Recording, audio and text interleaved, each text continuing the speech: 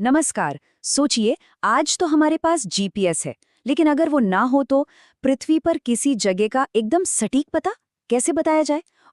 आज हम इसी पहेली को सुलझाएंगे और साथ ही ये भी देखेंगे कि इस ग्लोबल एड्रेस सिस्टम में अपना भारत आखिर कहाँ फिट बैठता है।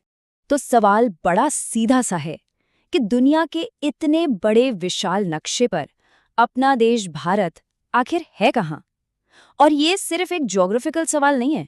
नहीं, ये तो भारत की जो अपनी एक अनूठी पहचान है ना, उसे समझने की चाबी है। और इस सवाल का जवाब छिपा है भूगोल के दो बहुत ही कह सकते हैं सबसे पावरफुल टूल्स में। क्या है वो? अक्षांश, जिसे हम कहते हैं लैटिट्यूड, और देशांतर यानी लॉन्गिट्यूड। अब ये हैं क्या? असल में ये हमारी पृथ्वी पर खींची गई कुछ काल्पनिक रेखाओं का एक जाल है, एक तरह का ग्लोबल ग्रिड सिस्टम, जो दुनिया की किसी भी जगह को एक यूनिक पता, एक यूनिक पहचान देता है। तो चलिए सबसे पहले इन्हीं दो चीजों को, इन नेविगेशनल टूल्स को जरा ठीक से समझ लेते हैं, क्योंकि भारत का पता समझने के लिए ये बेसिक्स जानना बहुत जरूरी है। ठीक है, तो सबसे पहले बात करते हैं अक्षांश की, यानी लैटिट्यूड की। आप इन्हें ऐसे समझिए कि ये पृथ्वी पर लेटी हुई रेखाएं हैं, जो पूरब से पश्चिम की तरफ जाती हैं। ये सारी रेखाएं एक दूसरे के समानांतर हैं, मतलब पैरेलल हैं। इनका काम क्या है? ये भूमध्य रेखा यानी इक्वेटर से किसी भी जगह की उत्तर या दक्षिण की दूरी को नापती हैं। अब जो इक्वेटर है वो है 0 डिग्री पर, और ये सबसे लंबी लैटिट्यूड लाइन है।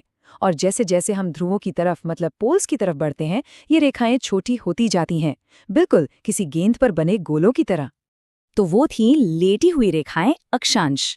अब बात करते हैं लंबी खड़ी रेखाओं की। ये हैं देशांतर यानी लॉन्गिट्यूड। ये उत्तर से दक्षिण की ओर जाती हैं और पोल्स पर जाकर एक पॉइंट पर मिल जाती हैं। ये दूरी नापती हैं पूरब या पश्चिम की। और इनका स्टार्टिंग पॉइंट क्या है? वो है 0 डिग्री की प्राइम मेरिडियन लाइन, जो लंदन के ग्रीनविच से होकर गुजरती है। तो जब ये अक्षांश और देशांतर रेखाएं मिलती हैं, तभी बनता है पृथ्वी का वो पूरा ग्रिड सिस्टम। तो यहाँ पर एक बार फटाफट से दोनों के बीच का अंतर समझ लेते हैं। लैटिट्यूड यानी अक्षांश, ये है समानांतर रेखाएं जिनकी लंबाई बदलती रहती है। वहीं लॉन्गिट्यूड यानी देशांतर, ये ध्रुवों पर जाकर मिल जाती हैं और इनकी लंबाई हमेशा एक बराबर होती है। एक नापता है उत्तर दक्षिण की दूरी और दूसरा पूरब पश्चिम की। और जानते हैं, यही वो शानदार सिस्टम है जिसने सदियों तक नाविकों को, खोजकर्ताओं को रास्ता दिखाया है। लेकिन रुकिए, इन रेखाओं का काम सिर्फ एड्रेस बताना नहीं है।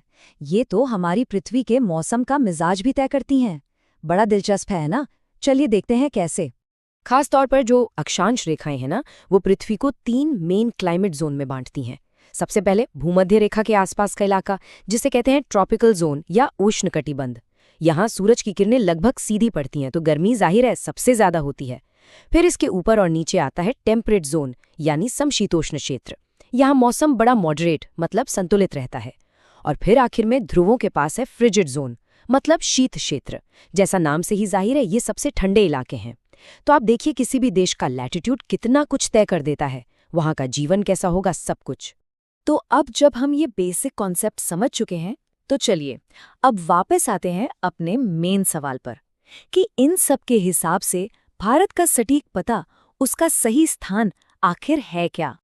अच्छा, तो सबसे पहली और सबसे जरूरी बात, भारत पूरी तरह से नॉर्दर्न हेमिस्फेयर यानी कि उत्तरी गोलार्ध में है, मतलब इक्वेटर के उत्तर में।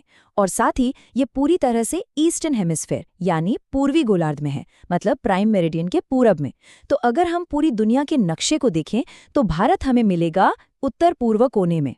तो अब बात करते हैं उन एकदम सटीक नंबर्स की, उन कोऑर्डिनेट्स की, जो भारत की सीमाओं को एक फ्रेम में बांध देते हैं। चलिए एक एक करके भारत के चारों कोनों को मैप पर पिन करते हैं। शुरुआत करते हैं सबसे उत्तर से। भारत का सबसे ऊपरी सिरा है लद्दाख में इंद्राकोल, जो 37 डिग्री 6 मिनट उत्तरी अक्षांश पर है। अब चलते हैं बिल्कुल दक्षिण में।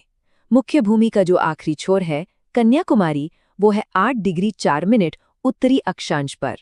इसके बाद अगर हम पूरब की तरफ देखें तो देश की सीमा जाती है अरुणाचल प्रदेश के किबिथु तक। इसका कोऑर्डिनेट है 97 डिग्री 25 मिनट पूर्वी देशांतर। और आखिर में पश्चिम में हमारा सबसे आखिरी पॉइंट है गुजरात का गुहार मोती, जो 68 डिग्री 7 मिनट पूर्वी देशांतर पर है। तो लीजिए, इन्हीं 4 नंबर्स के अंदर समाया है हमारा पूरा भारत। लेकिन ये सिर्फ नंबर नहीं है, ये सिर्फ आंकड़े नहीं है।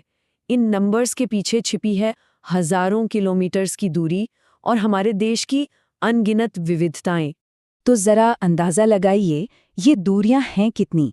अगर हम उत्तर में कश्मीर के बर्फीले पहाड़ों से सफ़र शुरू करें और दक्षिण में कन्याकुमारी के समुद्र तट तक जाएं, तो ये दूरी है 3214 किलोमीटर। और पश्चिम में गुजरात के रण से लेकर पूरब में अरुणाचल की हरी भरी वादियों तक की चौड़ाई है 2933 किलोमीटर। ये इतना बड़ा विस्तार है कि अरुणाचल प्रदेश में सूरज गुजरात के मुकाबले करीब 2 घंटे पहले उग जाता है। तो चलिए, इन एक्सट्रीम पॉइंट्स के नाम भी जान लेते हैं। सबसे उत्तर में है इंदिरा कोल, सबसे पूर्व में किबिथू और पश्चिम में गुहार मोती। अब दक्षिण में एक छोटा सा ट्विस्ट है। अगर हम सिर्फ मुख्य भूमि की बात करें तो आखिरी छोर है कन्याकुमारी। लेकिन अगर हम अपने द्वीपों को भी गिने तो भारत का सबसे दक्षिणी बिंदु है ग्रेट निकोबार द्वीप पर मौजूद इंदिरा पॉइंट। हाँ, ये वही पॉइंट है जो 2004 की सुनामी के बाद पानी में डूब गया था। अब बात करते हैं साइज की। भारत का कुल एरिया है 33,87,000 वर्ग किलोमीटर। अब ये दुनिया की कुल जमीन का बनता है सिर्फ 2.4%। पर मजे की बात देखिए, दुनिया के करीब 18% आबादी इसी 2.4% जमीन पर रहती है और एरिया के हिसाब से भारत दुनिया का 7वां सबसे बड़ा देश है। अब एक बहुत ही खास लैटिट्यूड लाइन की बात करते हैं। एक ऐसी रेखा जो सिर्फ भारत के नक्शे से नहीं गुजरती, बल्कि हमारे देश के पूरे कैरेक्टर पर, उसके चरित्र पर एक गहरी छाप छोड़ती है। ये रेखा है कर्क रेखा, यानी ट्रॉपिक ऑफ कैंसर, जो 23.5 डिग्री उत्तरी अक्षांश पर है। और ये कोई आम लाइन नहीं है, ये भारत के लगभग बीचों बीच से होकर गुजरती है और हमारे देश को 2 बिल्कुल अलग अलग क्लाइमेट जोन्स में बांट देती है। ये कर्क रेखा भारत के 8 राज्यों से होकर गुजरती है। इसका सफर शुरू होता है पश्चिम में गुजरात से, फिर राजस्थान, मध्य प्रदेश, छत्तीसगढ़, झारखंड, पश्चिम बंगाल, त्रिपुरा और आखिर में पूर्व में मिजोरम पर खत्म होता है। सोचिए, एक ही रेखा पर हर राज्य में अलग मौसम, अलग संस्कृति। तो इसका सबसे बड़ा असर क्या होता है? ये रेखा भारत को मोटे तौर पर 2 बराबर क्लाइमेटिक हिस्सों में बांट देती है। इसके दक्षिण का जो हिस्सा है वो आता है ट्रॉपिकल जोन में, मतलब ज्यादा गर्मी और उमस, और जो उत्तर का हिस्सा है वो आता है सब ट्रॉपिकल जोन में, मतलब यहाँ मौसम में ज्यादा वैरायटी देखने को मिलती है। अच्छी गर्मी भी मिलेगी और कड़ाके की सर्दी भी।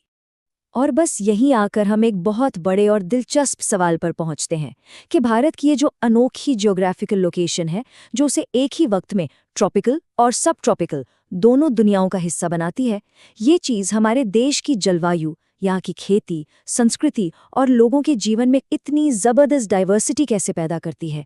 शायद भारत की असली कहानी इन्हीं अक्षांश और देशांतर रेखाओं के बीच ही तो कहीं छिपी है।